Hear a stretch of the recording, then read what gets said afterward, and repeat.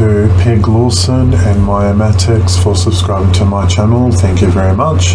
Don't forget to subscribe to my channel for your chance to be included in shoutouts for future videos. Hello everyone, welcome back to another video.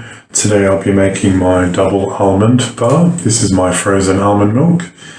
For those that haven't seen those videos where I make my own almond and oat milk, you can head to those videos. I'll provide a link in the description, which is really easy to make, very inexpensive to make as well.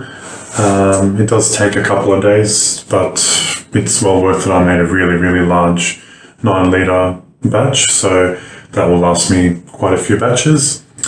And then in here I have my olive, castor and almond oil, and behind me the coconut oil is melting slowly on very low heat because it is really cold here in Sydney. So I tend to not do the heat transfer method when it's really cold. I actually heat it on low and melt it that way, and then I combine my soft oils with the coconut oil.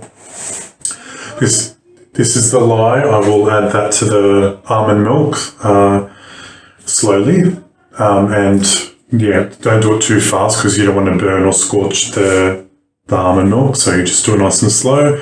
I'll be scenting it with sweet fennel and Clary sage essential oil. Such a beautiful combination. It's very licorice. If you like licorice, you'll definitely love that combination. I'll do an equal colour split, some purple clay, just attach a touch of charcoal. I haven't used the charcoal before with purple clay, so I'm really interested to see how it's going to turn out. It's just a half teaspoon of purple clay to 75 grams of purple clay, and that's my blue French clay, so I'll be doing that 75 grams as well. Yeah, so it's you just need I'm really liking when you're adding just a pinch of charcoal to clay. They're turning out really nice, so I'm really looking forward to seeing how the touch of charcoal goes with the purple clay.